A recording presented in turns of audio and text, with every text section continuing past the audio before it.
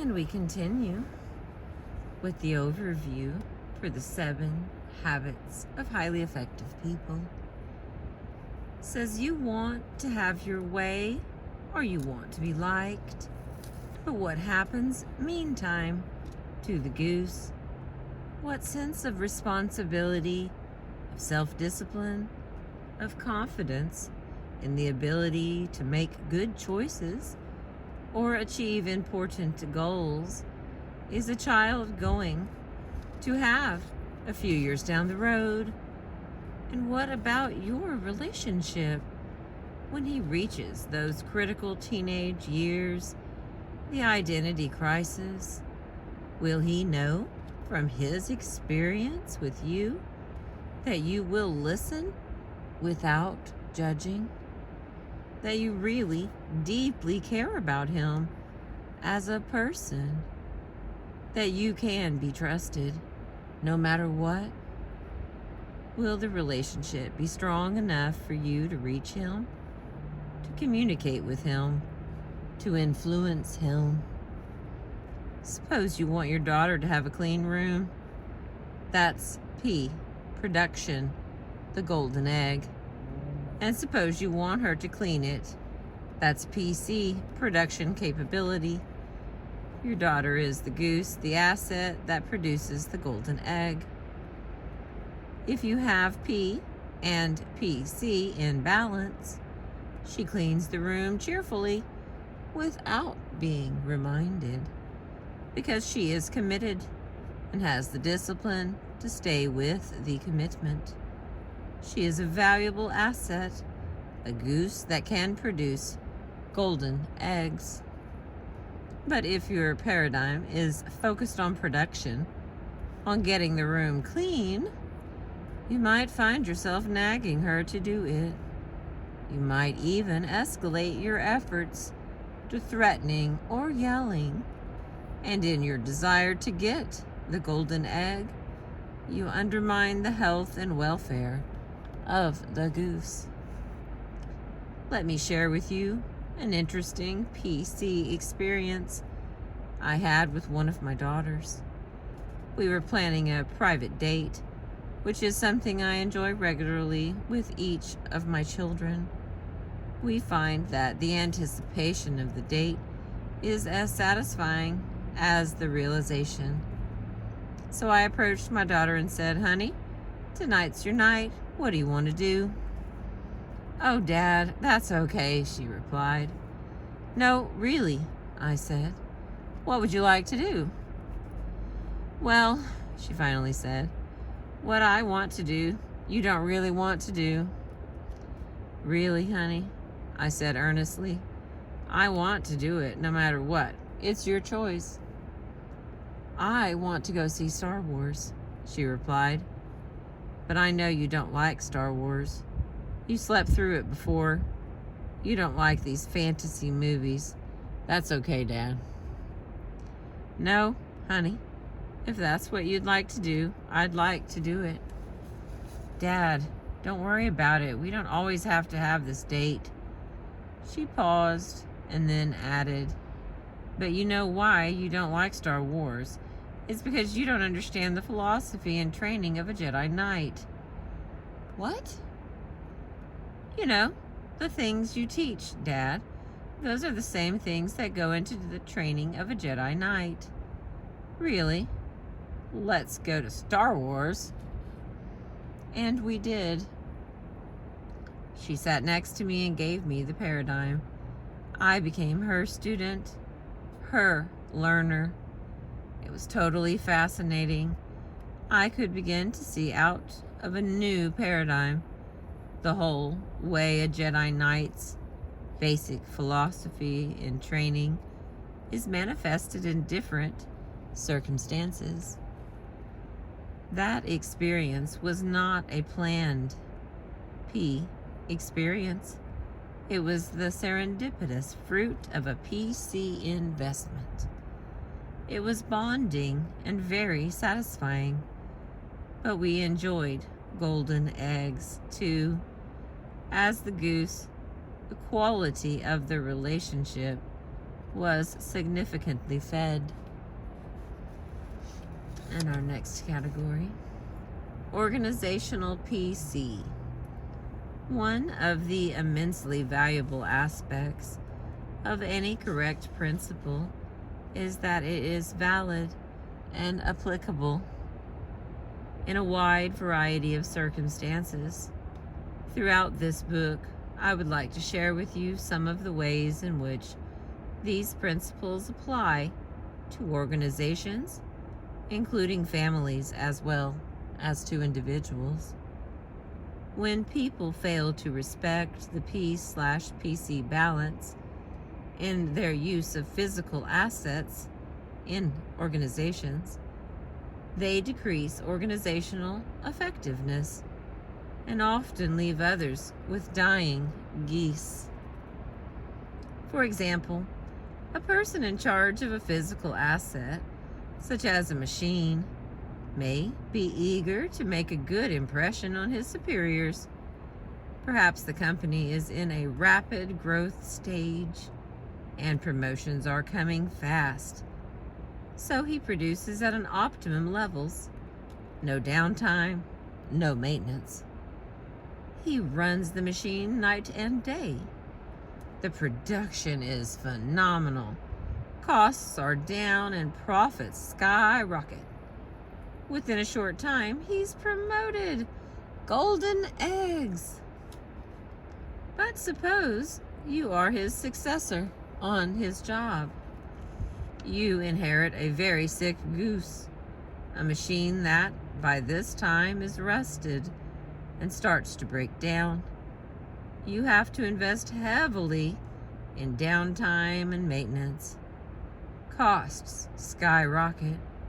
Profits nose dive. And who gets blamed for the loss of golden eggs? You do. Your predecessor liquidated the asset, but the accounting system only reported unit production, costs, and profit. The P/PC balance is particularly important as it applies to the human assets of an organization, the customers, and the employees. I know of a restaurant that served a fantastic clam chowder and was packed with customers every day at lunchtime. Then the business was sold, and the new owner focused on golden eggs. He decided to water down the chowder. For about a month, with costs down and revenues constant, profits zoomed. But little by little, the customers began to disappear. Trust was gone, and business dwindled to almost nothing. The new owner tried desperately to reclaim it, but he had neglected the customers, violated their trust, and lost the asset of customer loyalty. There was no more goose to produce the golden egg. There are organizations that talk a lot about the customer and then completely neglect the people that deal with the customer, the employees. The PC principle is to always treat your employees exactly as you want them to treat your best customers. You can buy a person's hand, but you can't buy his heart. His heart is where his enthusiasm, his loyalty is.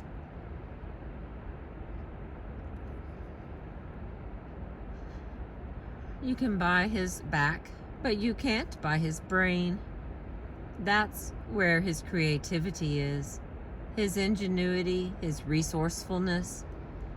PC work is treating employees as volunteers, just as you treat customers as volunteers, because that's what they are.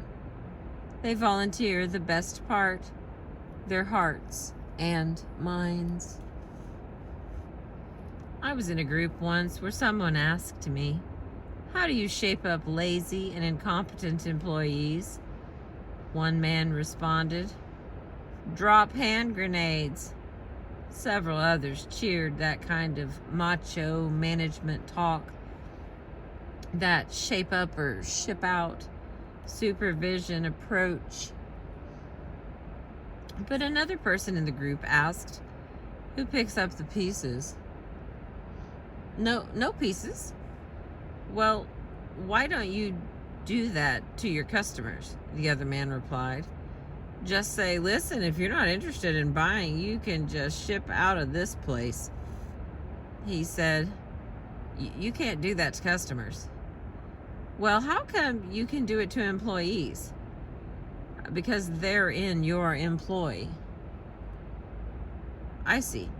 Are your employees devoted to you? Do they work hard? How's the turnover?" "Are you kidding? You can't find good people these days. There is way too much turnover. Absenteeism, moonlighting. People just don't care anymore." That focus on golden eggs, that attitude, that paradigm, is totally inadequate to tap into the powerful energies of the mind and heart of another person. A short-term bottom line is important, but it isn't all important. Excuse me. Effectiveness lies in the balance. Excessive focus on P results in ruined health, worn out machines, depleted bank accounts, and broken relationships. Too much focus on PC is like a person who runs 3 or 4 hours a day, bragging about the extra 10 years of life it creates. Unaware, he's spending them running. Or a person endlessly going to school, never producing, living on other people's golden eggs. The eternal student syndrome. Here comes the train. To maintain the P/PC balance, the balance between the golden egg production and the health and welfare of the goose, which is production capability, is often a difficult judgment call.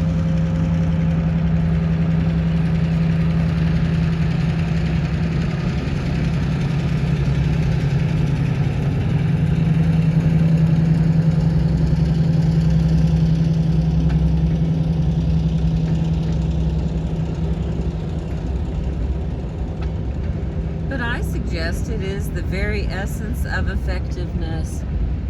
It balances short term with long term. Balances going for the grade and paying the price to get an education. It balances the desire to have a room clean and the building of a relationship in which the child is internally committed to do it cheerfully, willingly, without external supervision. It's a principle you can see validated in your own life when you burn the candle at both ends to get more golden eggs and wind up sick or exhausted, unable to produce any at all, or when you get a good night's sleep and wake up ready to produce throughout the day. You can see it when you press to get your own way with someone and somehow feel an emptiness in the relationship, or when you really take time to invest in a relationship and you find the desire and ability to work together, to communicate, takes a quantum leap. The P/PC balance is the very essence of effectiveness. It's validated in every arena of life. We can work with it or against it, but it's there. It's a lighthouse. It's the definition and paradigm of effectiveness upon which the 7 habits in this book are based.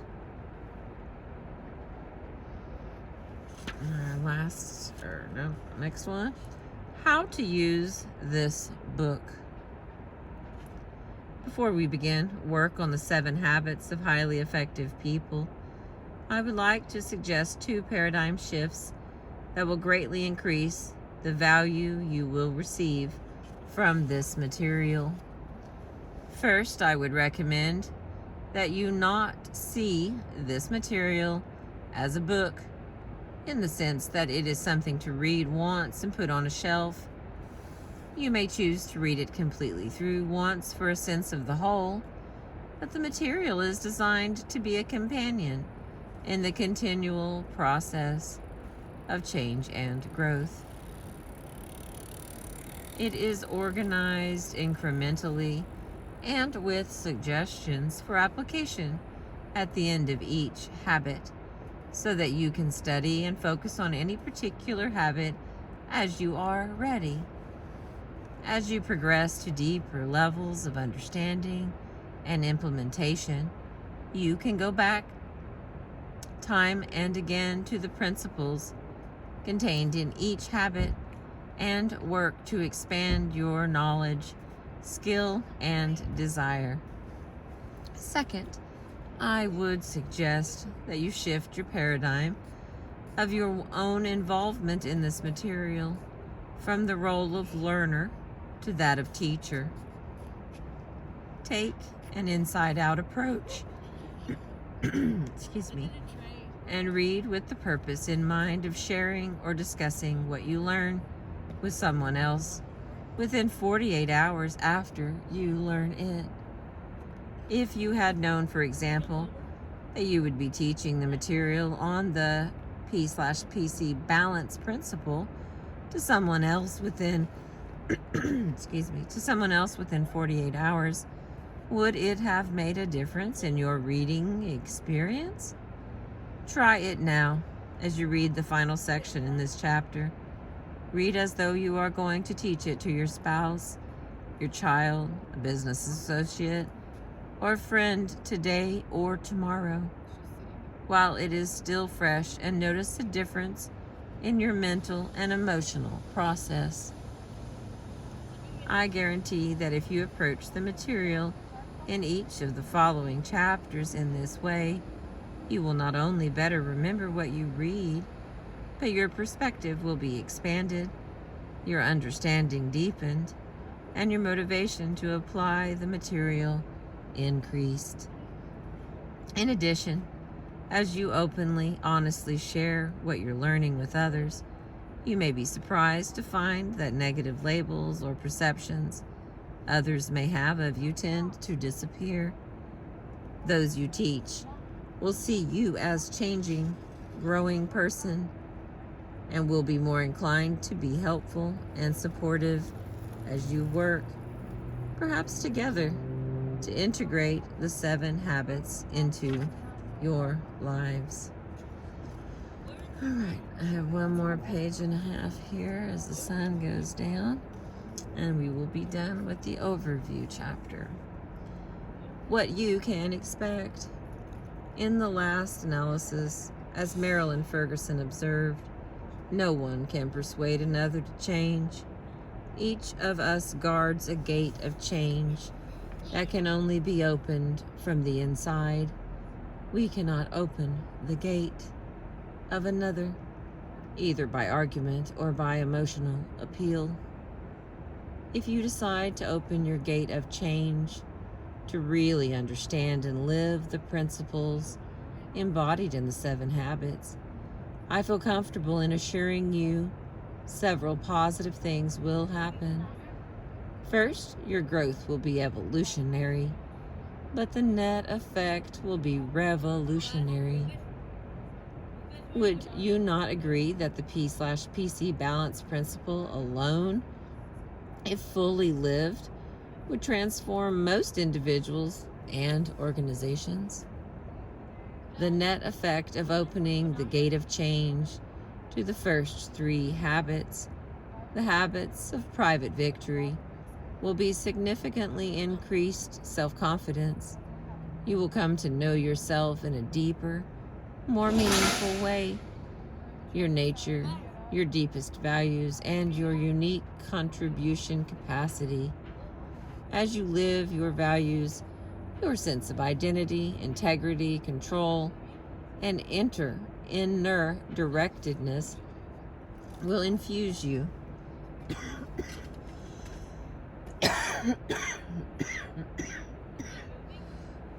Excuse me.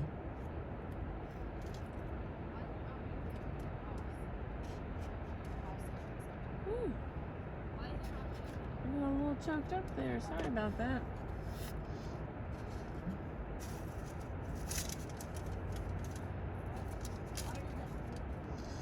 Okay, here we go again.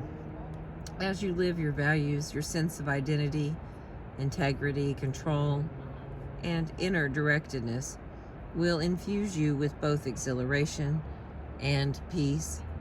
You will define yourself from within rather than by people's opinions or by comparisons to others. Wrong and right will have little to do with being found out. Ironically, you'll find that as you care less about what others think of you,